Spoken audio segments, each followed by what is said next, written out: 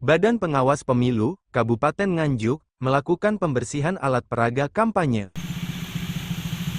APK yang dipasang sepanjang jalan, baik jalan desa, jalan daerah, maupun jalan protokol, pada masa tenang, mulai tanggal 24 November tahun 2024, mulai dibredel petugas.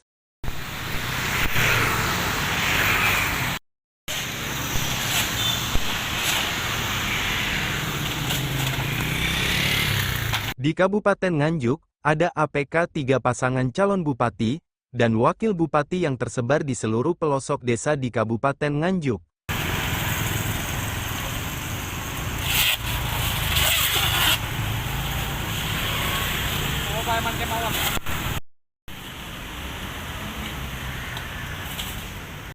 Selain pasangan bupati, juga ada APK pasangan gubernur Jawa Timur, sehingga Bawaslu mengerahkan Panwascam maupun Panwasdes untuk membredel APK.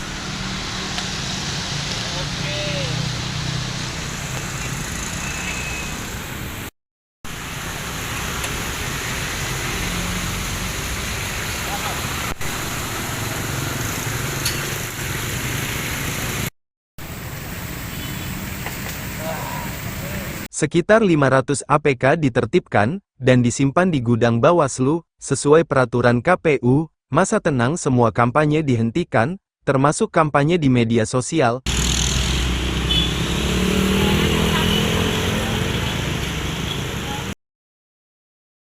Muhammad Ariful Anam, Komisioner Bawaslu Kabupaten Nganjuk, mengatakan, mulai tanggal 24 November tahun 2024, Bawaslu dan jajaran melakukan pembersihan APK, karena pada hari ini merupakan masa tenang, sehingga semua kegiatan kampanye ditiadakan.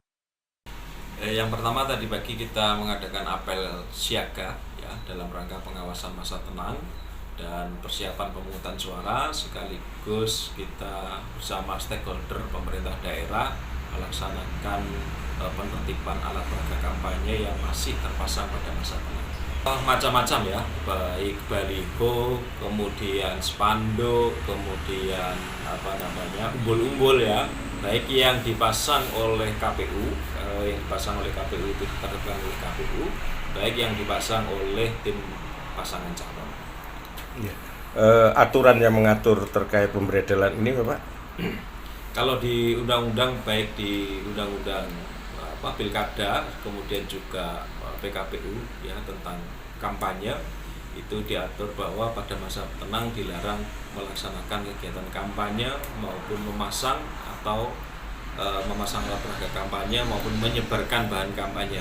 Jadi alat peraga kampanye yang masih terpasang atau bahan kampanye itu tidak boleh disebarkan dan harus ditertibkan sesuai dengan instruksi ya, instruksi Bawaslu RI ya, instruksi 23 tahun 2024, pengawas pemilihan itu berhak menertibkan banner ya, yang tentu saja dibantu oleh Satpol PP dalam hal ini atau stakeholder yang lain ya, dalam rangka penertiban bahan kampanye, alat peraga kampanye. Untuk di peraturan KPU ya terkait dengan pelaksanaan kampanye memang tidak diatur ya terkait dengan mobil branding ya, kalau kita sebut itu mobil branding baik yang di bus maupun di mobil, dan juga secara aturan PKPU tentang kampanye itu juga tidak termasuk alat peraga kampanye. Jadi ya kita sulit ya menerapkan kalau tidak ada aturannya gitu. Sesuai aturan peraturan KPU ya tentang kampanye itu, pada masa tenang media sosial atau akun media sosial yang didaftarkan, media sosial pasangan calon tentunya yang didaftarkan di KPU yaitu sebagai media sosial resmi, itu untuk dinonaktifkan selama masa tenang. Nah, otomatis tidak dapat mengupload atau meng-share atau menampilkan kegiatan-kegiatan pasangan calon. Hingga saat ini ya Pak, ada berapa banyak laporan yang masuk ke Bawaslu terkait pelanggaran paslon gitu Pak? Beberapa kemarin sudah masuk 4 laporan ya, 4 laporan karena satu saya kurang hafal detailnya, tetapi ada yang kita teruskan ke Undang-Undang ITE karena itu terkait dengan pelanggaran Undang-Undang ITE, tidak terkait dengan pelanggaran Undang-Undang Pemilihan ya atau Undang-Undang Pilkada.